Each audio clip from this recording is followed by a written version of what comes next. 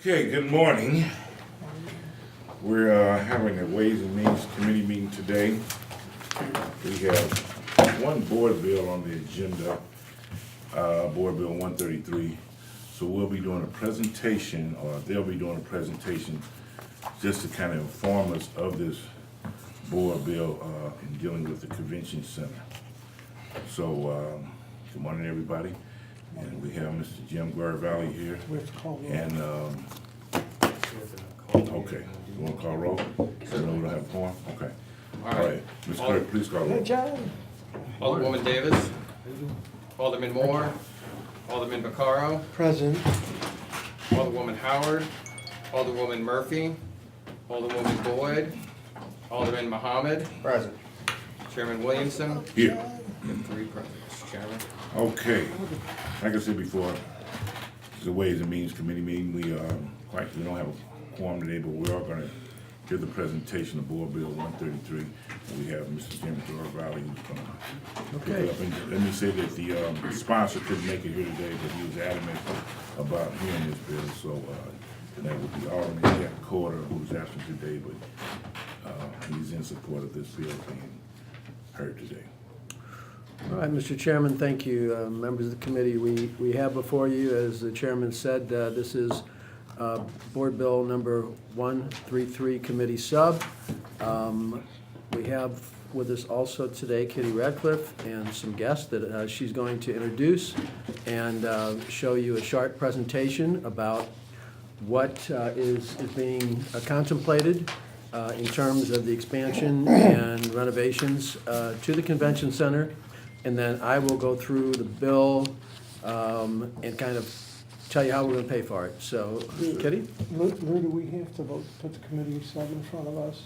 We're Not bigger, discussing- You're just discussing it. Just not discussing it Okay. today. We don't have the votes anyway. Okay, I didn't know if we put it in front of us, okay. I thought for discussion. Okay, Ms. Radcliffe, if you have a seat up there, please. Thank you very much.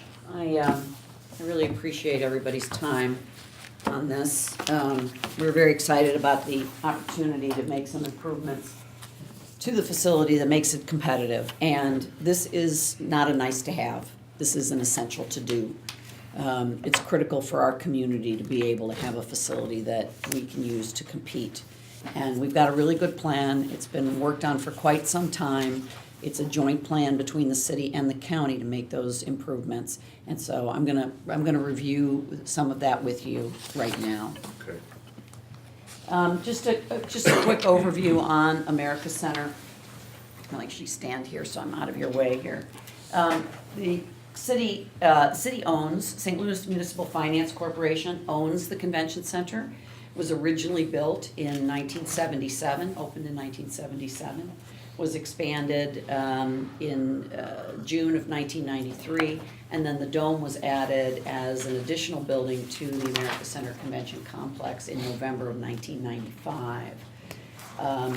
The dome itself is owned by the Regional Convention and Sports Authority, which was funded for the construction by the city, the county, and the state. So the city has about a 25% stake in that facility, with the state at 50%. What we're talking about today is for the city and the county to each issue new bonds that would improve the convention center. And there are still some payments that the city and the county have in terms of obligations on bond payments and on maintenance on the dome. Those payments would be rolled in to these two bills, the city and county bill, so that there's no double payments here. The amount stays the same. That $6 million commitment on the dome for both the city and the county remains the same. The proposed new financing is that the city and county each agree to continue the existing $6 million payments for up to 40 years. And then that would allow us, with bond proceeds, to do about $175 to $180 million project once the other obligations on the dome are taken care of and the costs of issuing bonds are taken care of. There are two ordinances. The one that you have before you is the city ordinance, but there is a companion ordinance in the county. Each one of them are contingent on passage by the other. So this is a joint project between the two entities to make the convention center competitive. And then once those ordinances are passed, an intergovernmental agreement between the city and county will come into play. And then we would continue to operate that on behalf of both agencies. We're calling it the AC Next Gen project because it is the next generation of the America Center complex, which is an economic and employment vehicle for our community, and it is expansion of that. This will give you an idea of what the project looks like.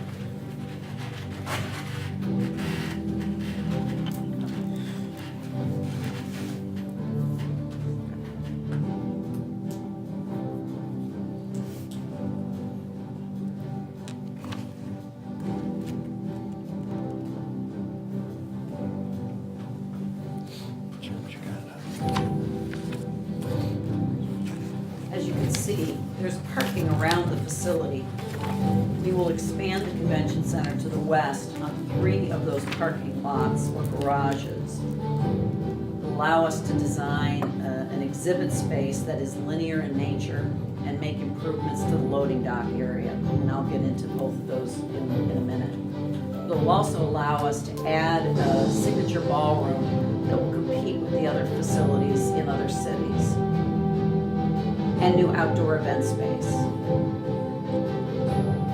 We'll also make some improvements to Washington Avenue, Cole Street, and 10th Street around the convention center to improve the experience for people who live to the north of it, people who work to the west of it, and visitors who are experiencing it on the south end.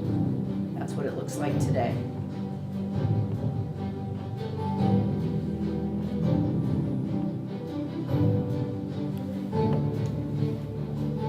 Make some improvements along the Washington Avenue facade that will brighten it, lighten it, and modernize the look and feel. But there'll be a second entrance as well on 9th Street from this new plaza outdoor space that is behind to the north of the T-Rex complex and is to the south of the Holiday Inn. There's another look at that. You can see the T-Rex building right there behind you. It brings new light and air into the building. Also provides great new meeting space that we currently do not have and that is essential for us to have in order to be able to compete against cities like Nashville.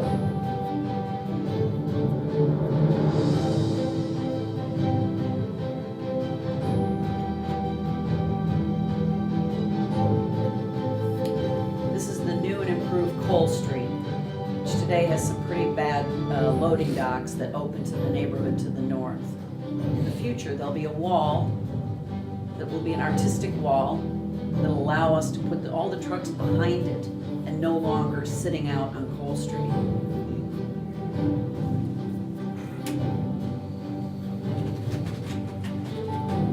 This is an economic engine for our region, for our community. And doing what we propose to do is essential, as I said at the beginning. Let me walk you through a few other things to help you understand the importance of this project. You know, this is where St. Louis is right now. We're getting a lot of great national press about things that are happening here. Wonderful landmarks, wonderful cultural institutions, plus some great new builds. Some rebuilds with Soldiers Memorial and the Arch and Union Station and some new complexes altogether that are really earning us some praise nationally. And America Center is the front door to many people who come to St. Louis for the first time because someone has selected St. Louis as the place for their convention. It is hugely important to our community. It generates new activity in the community and it brings in $265 million on average in new money from delegate expenditures that would not be here otherwise. The impact on the region is many. I won't go into all of these details here, but you can see some of the impacts on the region's economy.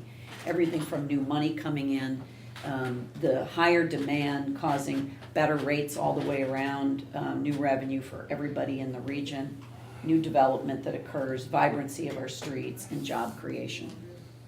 America Center is a 365-day-a-year economic engine. It has all kinds of events. conventions are a big part of it. Trade shows are a big part of it. But we also do a lot of amateur sporting events in there. What you see here is volleyball tournaments on the dome floor. We do USA fencing. We do a lot of other kinds of events. We do concerts and promotions. This is, I think, maybe Beyonce.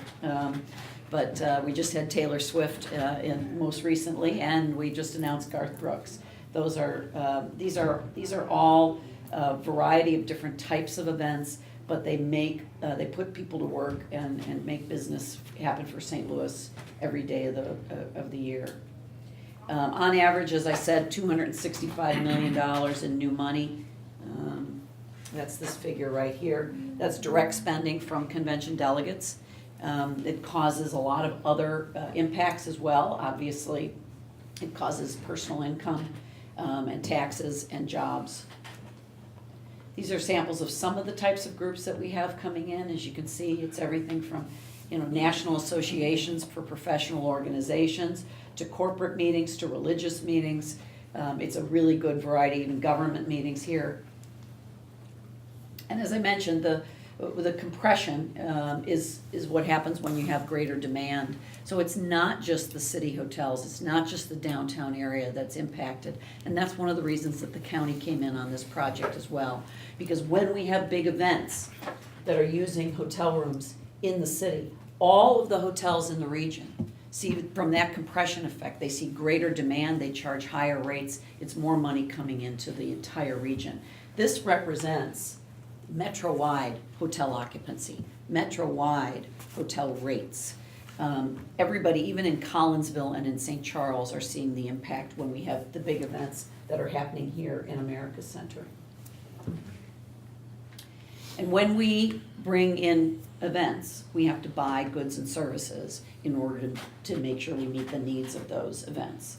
This is a snapshot of 1 year's purchasing that we did for America's Center. This is a good average year. Some years we spend a lot more, but it depends a lot on the events. But when we have big events, we have to go out and buy food because we're serving food. We have to go out and buy cleaning products because we have to clean the building. And this represents the $14 million of expenditures that we just spent with Missouri vendors, 36% with minority and women-owned businesses in Missouri. We try to do as much purchasing as we can locally. And we create vibrancy on the streets.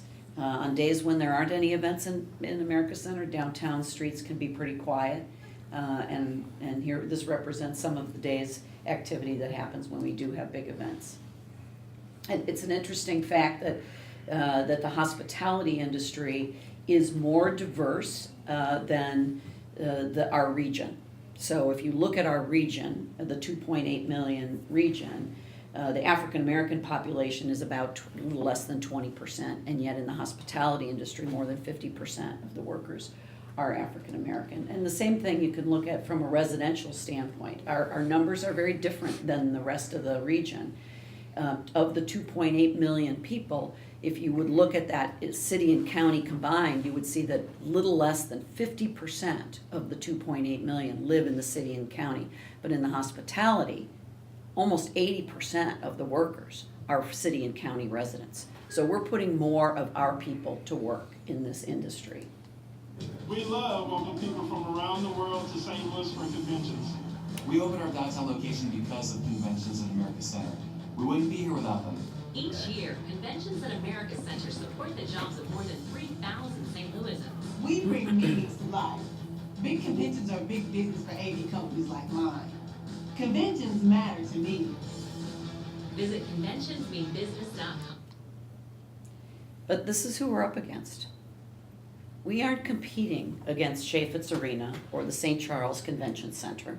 We are competing against convention centers in primarily Midwestern markets, cities like Nashville and Louisville and Indianapolis and San Antonio, and some of these others that you see here. But all of them have made major investments in their convention facilities, and we are starting to lose our business as a result of not having made the improvements to ours. Even cities like Oklahoma City, which we would never have considered to be competition, they're building a $300 million new convention center, brand new convention center.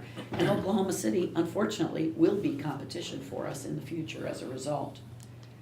On average, those cities that you saw, a $259 million investment in their convention centers, not in their dome stadiums or in their arenas, but just in their convention centers. And we're proposing to spend $175 million. So I just want to point that out, that it's a very reasonable amount that we're proposing to spend to make our building competitive. This will give you one idea of, when we talk about the need for that primary ballroom space, why we're talking about that, right? Here's a chart that shows you these competitive set cities. And this is the largest ballroom in those convention centers, in that competitive set. Here's where we are, 28,000 square feet. You know, most of the cities that we're competing against have a 40 to 60,000 square foot ballroom. And why this is important is because when somebody has a large general session or a large food function in any one of these cities, they can put it into a hotel quality style ballroom. But in our building, because the ballroom is too small, we have to put it in an exhibit hall with concrete floors and 40-foot ceilings and exit signs. And we can't use that building to compete against this. When they're bringing in their high-profile speakers and doing the most important events of their conventions, and they look at a hotel-quality ballroom in San Antonio and Columbus and Indianapolis, and then they look at our concrete floor exhibit hall, which they have to either carpet or have the ambiance be different, we lose out every time. We can fix it. Because we're losing the business that's important to our community. We're losing the business that's outgrowing our convention center because they're going to cities that have made the improvements in their buildings that we haven't made. O'Reilly Automotive is a good example of that. They're a Missouri-based company. They're headquartered in Springfield, Missouri. We worked for years to get them to come to St. Louis. They were afraid of labor costs. They'd been meeting in Atlanta and in Nashville before that. And we finally convinced them. They came. They had a great experience. They were here for 5 years, but they outgrew our space. And they went to Dallas because Dallas could tell them that they had the space when we couldn't tell them that we were going to have the additional space that they needed. The reason they were outgrowing it was because they were buying up auto parts companies all around the country. So as they did that, their meeting got bigger. Same thing with First Robotics. First Robotics was here. We had them here for 7 years. Great piece of business. We stole them away from Atlanta. It's interestingly enough, they also had concerns about what the labor costs were going to be because they were holding this meeting in Atlanta. But when they came, they found that our labor guys worked very well with them and it all worked fine. But First Robotics had a goal of putting First Robotics teams in every school in the country and outside of the country as well. They had a very large international attendance from competing teams from schools in non-US markets. And as they continued that growth, they outgrew our space. And so they've gone to cities that have bigger events, or bigger event spaces. This will show you the impact when cities make the improvements that we're proposing to make here. In 2010, this will show you, this red line is the average daily rate for the downtown hotels in St. Louis. It's the same exact rate as the downtown hotels in Indianapolis. And it's just about $10 less than the downtown hotels in Nashville in 2010. But in 2010, Indianapolis opened the expansion of their convention center. And in 2010, Nashville broke ground on their brand new convention center, which opened in 2013. And you can see the impact. The demand is so much greater that the hotels are able to get more money. And what that means is that's more money coming into the community overall. That's putting more people to work, and it's also generating more taxes as a result. As you saw in the video, this is what the complex looks like today. It's surrounded by a number of parking facilities, and we think that we can make it a better facility overall. You saw this on the video, so that right here, this block, which is a C9 garage and a surface lot, would be turned into an expansion of the exhibit hall space with a nice linear design, and all of the loading docks will be put here along Cole Street. Right now, we've got exhibit halls here that have no loading dock access whatsoever. But we've not been a very good neighbor for the neighborhood to the north for all these years, since 1977 when the convention center opened, because those loading docks are open and ugly. And our proposal shows that we will put them behind a wall. All the trucks will actually be inside the building to unload their freight. And that wall will allow us to light it and put art on it, and will allow us to, because we have to have a free span for the exhibit halls, because they have to be column free, we can't put anything too heavy on the roof. But because we're gonna cover the loading docks, we actually can create a green roof and a food roof all along the loading docks that will allow us to not only help with the stormwater retention that happens when you do these concrete structures here, but also will allow us to create a food roof that our kitchen can use for the preparation of meals for events in the convention center, and excess food can be provided to the neighborhoods to the north. And we intend to provide access to that to improve the neighborhood overall. We'll also make street improvements here, and then of course there's this outdoor event space, which is of course available for people who are in the convention center to come out into and enjoy, but also is available for people in the neighborhood. Those that live in apartments all around, those that work in some of these buildings, those that are staying in hotels nearby. It will really improve the neighborhood overall, and will improve the, as I mentioned earlier, will improve the Washington Avenue entrance. These glass canopies that come out in front that actually are not lit. There's actually no lighting on the outside of the convention center. We don't know why. There just never has been any lighting. So when you drive by it at night and you see it lit, it's actually being lit from inside, from the lobbies inside. What we need to do is light it from the outside. So we have this proposal to do a whole new canopy of LED lighting that, you know, if we have the AKAs in here, it can be pink and green. You know, if we have Stiefel's meeting, it can be their corporate colors. It'll allow us to brand the building to fit with the groups that are in here. And it will also provide the exterior light that this very dark building has at nighttime. And then the opening up of this building with new light and air, and the addition of the signature ballroom, which we've already talked about. This is what that parking lot looks like today between 9th Street and 10th Street. The T-Rex building and the Banker's Loft are over there, and the Holiday Inn is over here. And this is what our walls look like. These are 1977 walls, or 1990 walls for the southern expansion. They don't create any invitation to come in. This is what this will look like.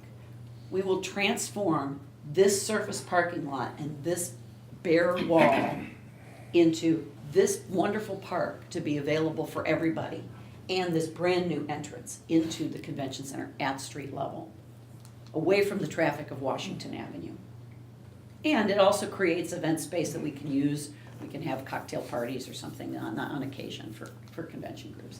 This is what that C9 block looks like right now. It's at the corner of Cole and 9th Street. This is what this will look like. It will have an expanded exhibit hall here. It will have the green roof, food roof here, and the ability for us to put in the walls here and put the trucks behind. This is what the trucks look like now. This is what that expanse of Cole Street looks like now. It's very foreboding. It does not create a nice environment for anyone driving along Cole Street or for the people who live in the apartments and townhouses directly across the street. This is what it will look like when we're finished. Overall, we can make this a competitive facility. We can make St. Louis compete against the cities that we're up against. The project summary, as I just pointed out, the different elements, adding the exhibit space, adding the ballroom space, adding the loading docks, and renovating the existing so that they're all enclosed. The outdoor pavilion, the refurbishment of Washington Avenue, and the dome remains the multi-purpose facility that it is today. The economics of this, it stabilizes the decline. It keeps us from losing events like O'Reilly Automotive and First Robotics and others. And it allows us to grow the business by about 36% because of the business we've never been able to put in there, because we didn't have the ballroom, we didn't have the loading docks that were necessary to get into and out of some of those exhibit halls. This will just give you one quick example of the lost revenue that this community faced. This is just the hotel piece. This isn't any other vendors. This isn't purchasing for food. This isn't people going to restaurants. It's not transportation companies. It's only a comparison of the hotels. First Robotics in this week in 2017, which is the last year we had them, and First Robotics that same week in 2018 without First Robotics. It's $5.5 million in lost hotel revenue just over those days. That's the kind of business we're losing by not taking action on the convention center. So the impact on the attendee spending by the improvements we're gonna make is essential to the community, and inaction is not a good option for us. If we don't do it, our room night projections from the convention center are going to decline. Here's the project cost. It's an estimated $175 million project. We can fund that, as I said, with both of the ordinance from the city and the ordinance from the county, each sharing alike in 50% of those costs. The county executive and the mayor have endorsed this, and both have agreed that if it goes through the legislative bodies, if the Board of Aldermen and the county council also approve, they're willing to go forward. And so we're very anxious to get this done and very much appreciate your time today. We do have a couple of speakers here that came in support, and I just wanted to introduce them, and Sure. I'll leave it up to you to decide when you want it to hear from them. But Misty Kelly, who's the president of Downtown St. Louis, obviously a big impact on downtown, and Daryl Jones, who's the CEO of TriTech, who is the minority partner at Levy Restaurants in America Center. All right, welcome. Well, thank you. Very, very I was, good presentation. It's an excellent idea, so we can renovate our convention center. It's very well needed. I'll go ahead and ask Joe. You got a question, Joe? Go ahead, shoot. yeah, I just, mostly because I wanted to state it, the $175 million is gonna be money that is actually put back into our economy anyway. It's gonna Right. create, minority jobs as far as contractors, it's gonna put a lot of people to work. It isn't like we're gonna take $175 million and spend it in New York or somewhere else. That money's gonna show up in our economy with people that would be buying cars, doing stuff. So not only do we gain, and this is what I argue every time we do building, we don't just gain only from what we end up with. St. Louis County has just as much to gain from this as we do, because it's gonna create a lot, even though them jobs may only go on so long, it's gonna be, it's gonna create a lot of jobs. I had one question. Do we own all the property we plan on expanding on? So we already own it, we don't have to worry about, LCRA acquired that. We lent LCRA money to do that. So it's a combination. They have a parking trust, which includes some other parking parcels, and so they've rolled those into the parking trust. okay, so we don't have to It's have already- somebody hold us up and say, gee, well, that's a, billion-dollar piece of Right. parking. That was essential that we get that done before this was public. And then with the bond issue, that those costs will get repaid to LCRA and to us. But No, I'm- we've got them under control. I'm excited, I think it's gonna do a lot for, Thank you.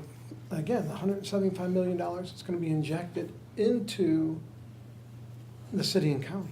Well, and. Money's and- gonna be spent here. Well, and you're absolutely right, as you saw on a couple of those slides. A lot of the people who are working in these facilities live in the county. This is jobs for the county. It's not that it's a downtown building that only benefits the city. Right, well, I mean, that's ongoing money, but this is, I see this as $175 million that will be injected into our neighborhoods that will help put a lot of people to work. So, and that was, I just wanted to be on record, I support this, and I want to be on record.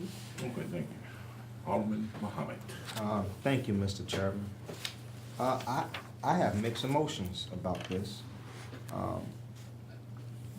From my short time down here, I continue to see the city of St. Louis pumping millions of dollars into downtown, into the Central West End, and nothing goes to the community that I represent, a community where the average income is less than $17,000. And I don't see me taking this to my community and say the city is going to invest in the convention center. but it's okay, your lights are still gonna be cut off, you still don't have food in the refrigerator.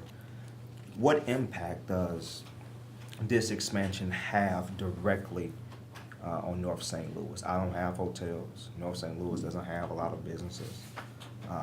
What direct impact would this have? Well, it's a very good question, because I know that you'll face that when you go into your ward. I will tell you that we have employees that live in every ward in the city. We have employees who are putting food on the table and who are paying their bills because they work in America Center or because they work in the hotels or the businesses around that service it. This is a job creator. And, you know, I can't speak for everybody, but our employees all make $15 or more an hour.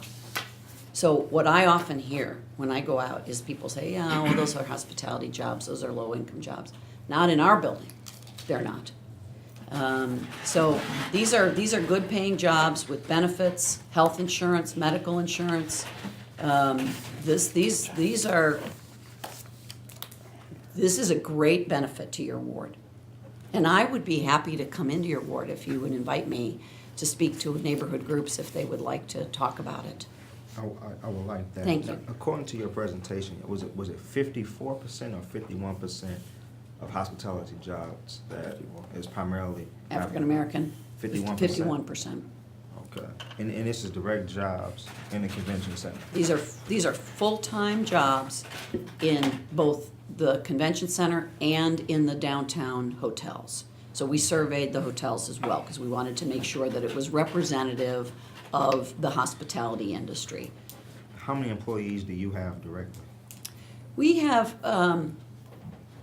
right now I think we have 155 full-time employees. We also have contractors who work in the building, and those are primarily event-driven. So,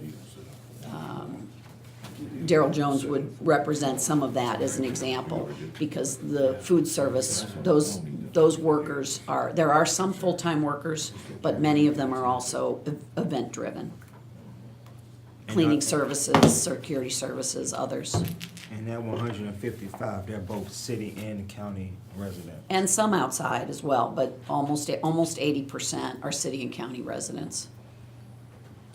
Out of that 80%, how many are city residents? It's almost an even 40-40. It's like 37-42, or I don't remember off the top of my head. But it's almost 40% city and 40% county and 20% other. Those are round numbers. Okay, out of that 40% city, what is the minority population or percentage? We are at 40%. Our full-time workforce, I think, is at 40% African American.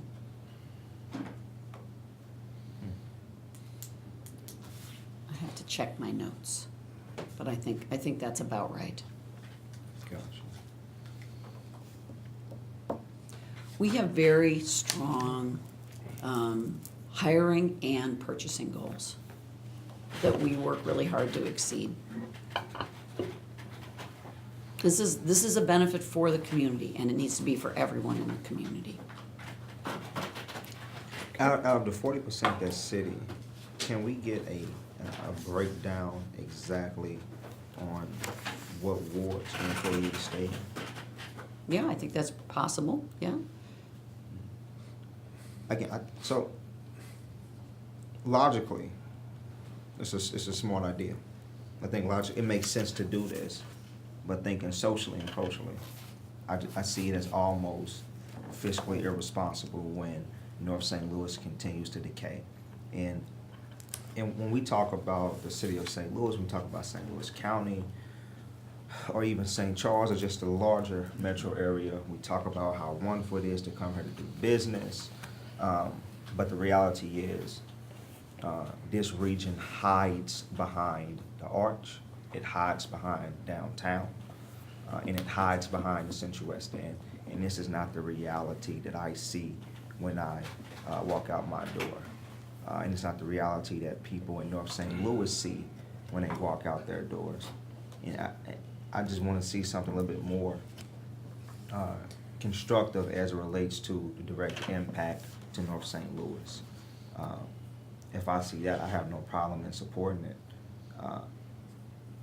But it has to be something concrete. Absolutely, and I understand that completely, you know, and I will tell you that we try very hard to make sure that we think through all aspects of our operation. But sometimes we forget things, and so it's helpful to have it reminded to us. But as an example, one of the reasons we were so excited about being able to do the food roof is because we were trying to figure out all the impacts on the community. And we said, look, we can actually help the communities directly to the north of the convention center, not only by improving aesthetically the building and what they see, but also by able to provide them seasonally with access to good, healthy produce that is growing on top of the roof of the convention center by our team that's available for them. We're not going into the business of selling it because we're going to be growing it for the benefit of the convention center and for the people to the north. So we take a lot of those things into consideration. It's very important. We all recognize the challenges that this community has, and they are great. But the most important thing is to put people to work. The most important thing is to make sure that people have jobs so that they can do everything else in their lives. And that's the reason this building exists. It's an economic development tool, and it's doing its job. But if we don't make the improvements to it, it's not going to continue to do its job. Understood. Thank you, Director. Can I ask one other question? Please excuse me, I gotta go to the ways. Oh, hang on Public one safety, second, please John, excuse. Okay. because I All want right, to see then. if this is an answer. Did you have something to say, Mr. Jones? If I'm allowed. Yes, sir. Yes, sir, please. And thank you, Mr. Chairman and Alderman, for allowing me to come to Make speak. sure one thing Uh, that should help. I just wanted to direct a question or an answer to Alderman Muhammad. I'm Darrell Jones, and I represent the CHP, which is Culinary Hospitality Partners, and I'm a partner with the Levy Restaurant. And we operate the food and beverage at the convention center. In answering to your question, and I can safely say I know probably about 60% of our employees in the food and beverage industry are coming from probably North St. Louis. Now, we probably employ everyone from every zip code in the city of St. Louis and probably, part of the county. We have people coming from all over coming in. But in answer to your question, the economic impact on some of these families, like you said, that are averaging maybe $17,000 to $20,000 household income. Years ago, prior to you coming on the board, we had a convention, a large convention. And Ms. Ratcliffe is absolutely right, but we miss out on these large conventions. It was a convention called Party Light. They came and they do these little fancy candles or something like 17,000 people. We had the opportunity to, what we call casual workers. We employed probably, for this convention that lasted for a week, we had 2,000 extra people to come in and work this convention.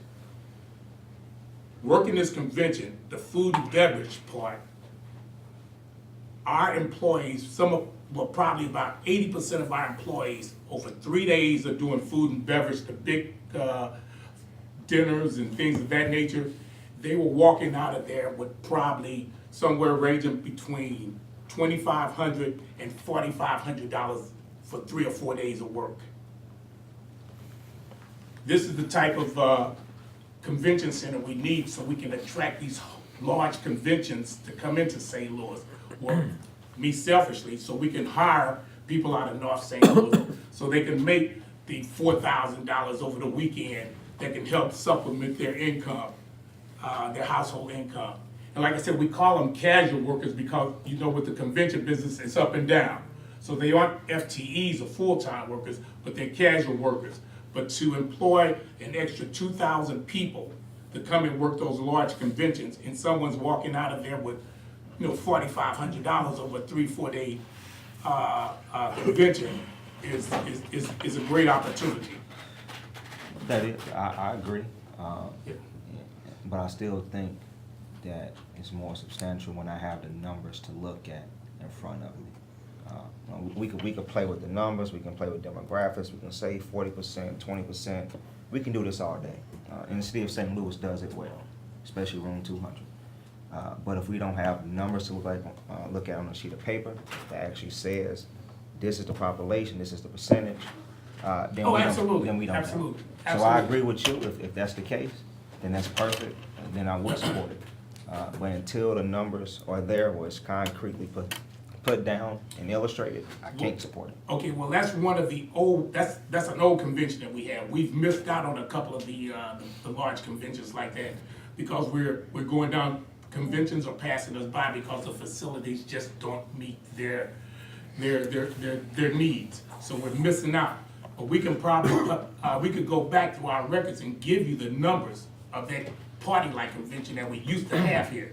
And it was a great opportunity for all of our F&B employees to make a lot of money.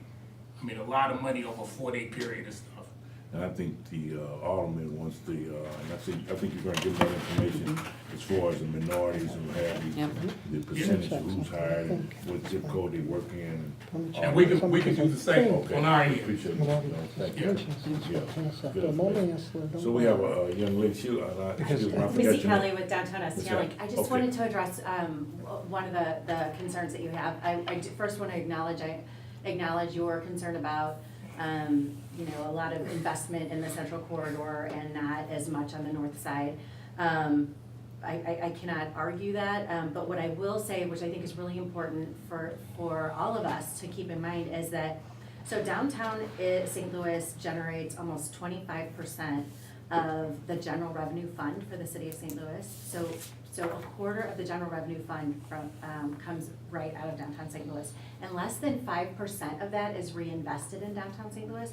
So what that means is that the difference between what is produced and what is reinvested is used for the other neighborhoods, and primarily the neighborhoods that don't have the economic base to support the city services that they need. So when we did this study, we didn't do the study, when we had the study, commissioned this study, they also looked at if downtown had kept up just with standard growth over the last 10 years, if the growth in the downtown economy had kept up, the amount that we would be putting into the general fund would have been so much more significant and subsequently reinvested into all of the neighborhoods in the city, but just there would have been a lot more money to do that. So while there is a lot of investment going on right now, that is a really positive thing for all of us because of what we can do for the general revenue fund. But I think it's important to remember that if that number declines, what that means is there is less for the rest of the cities in the neighborhood that utilize that general fund for basic city services. And many of the restaurants, we don't have many residents in the downtown area, and so many of the restaurants are really struggling as the convention center business has fallen off. Because of the few residents that we have, they really rely on the convention business to fill in the gaps. They can't live on 9 to 5 business, basically lunch business, Monday through Friday. They really need to have either more residents or more people walking those sidewalks 7 days a week and over through the overnights and that. So it's as the convention business has declined, what downtown is able to contribute to the rest of the city has also declined, and it also puts many of those restaurants at risk of being put out of business. So. Okay. I had a question, and Lou can answer it. It might be helpful, it may not. Wouldn't this fall under the minority participation bill that we passed here? So that the unions and contractors would have to meet the minority participation on the construction? Falls up under the mayor's executive order. No, we passed one. Participation. We passed one. We actually had included black male, black female, increased. Spanish and Indian, and you know, what It's all I, money, Joe. It's what city I, St. what I Louis. was. It's in the It's in the- ordinance. it's in the- Right. It's in And the what, paperwork. right, and so what I'm thinking is we need to reach out. I know Marlene's been having, She's added on to the mayor's executive order. I understand. Yeah, we passed one Well, recently. no, I'm not- It gets added on, it's kind of revised. It's the well, same deal. I understand. I'm just trying to help John in Yeah. a sense of saying, look, I know Marlene's had these work fair things to try to recruit minority participation. Right. Maybe we could talk to the unions. Well, I think his concern was he'd just like to have some hard numbers to see Right. exactly But, who's working there, where do Right. they live, Right. what zip code they come out of, be it city, county, Uh, East St. Louis. no, and I understand that, but I'm saying that on the construction, we might do well to talk to the unions and the construction people to hold something like a minority participation in his ward to try to recruit people out of his ward to get into the building and construction trades. Just like they were doing like a job fair. She's more than happy to I would come love to the that. meeting. Maybe we do that. We can you do know, all that. what We can discuss do that is later. we'll talk So, to John stuff. is that all you have, is that all you got? Yes, it is. That's all you Thank you. got, Thank you, Mr. Alderman Chairman. Vaccaro? Yeah, Vaccaro. John, we can do that if you want. Yeah, this is just, we can have a. John- Okay, John so, Ferry. I'm gonna just go ahead, and Mr. Jim Garibaldi, would you like to go ahead? and Yes, take control? Mr. Chairman, thank you. For the record, I just want to speak a little bit about 133 committee sub, starting with, it's a committee sub primarily due to some technical changes that were suggested as a result of having bond counsel now in place in order to move forward and work through the sale of the bonds to the Municipal Finance Corporation. Also, it attaches an Exhibit A, which speaks to the 12 different ways that this money will be allocated, and all of them were spoken to by Ms. Radcliffe as she showed you in the presentation. While she stated this in her presentation, I want to restate it in that there is no new money expenditures on behalf of the city. Of the $175 million expenditure for the project, the city will be required to come up with half. And the half comes from the existing $6 million that we are spending currently for the dome, which will be paid off in 2024. At that time, those monies will be then diverted to paying our share of the indebtedness on these bonds that we'll issue for our half of this project.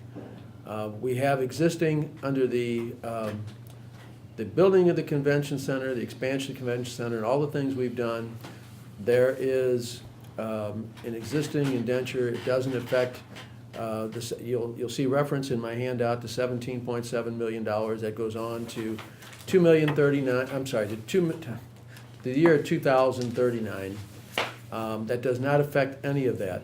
This is the money that we would have, that we paid into the dome. The source of that is the general fund. The mayor, the comptroller, and the budget director have all weighed in as supporting this piece of legislation and the paying for it in the method that we spoke of. I'm not going to get into a lot of detail, but the major point is that there's no new incremental money being asked for in this expansion. It's continuing what we are currently paying for the dome and continues on and creates the capacity for some additional borrowing by extending the money that will be in the indenture that pays out through 2039. It extends that as well.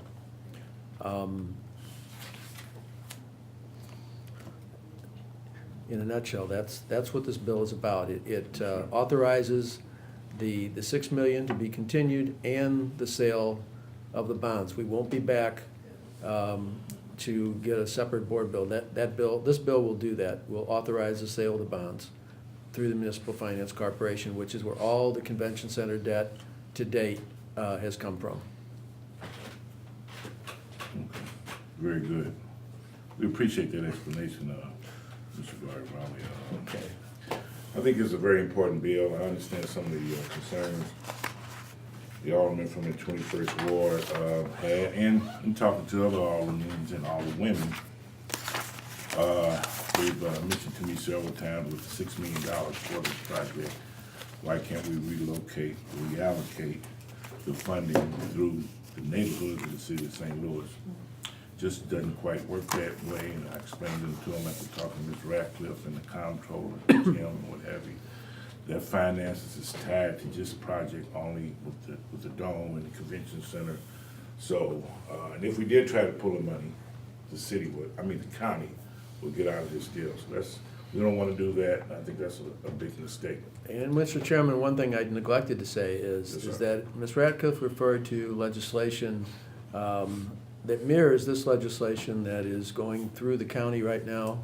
The county executive is carrying that bill through the county council. If indeed there is a holdup, a glitch, or it's not approved at the county, we will not move forward. We only move forward in step with the county on this project. Very good point that you brought that up.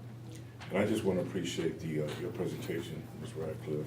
And you've done an excellent job too, Mr. Gargari, explaining this. And I want to thank Ms. Elliott and Mr. Jones for coming in and weighing in on this issue. So we're going to take this board bill up probably a little later this week. Appreciate everybody coming. I'm very, very in support of this bill, and I think Alderman Sam Moore also supports it. And this is a bill that we need to go ahead and get out because we need to support our city of St. Louis so we can, stay in competition with the other cities. So we'll stand adjourned with the Ways and Means. Thank you. Thank you, Mr.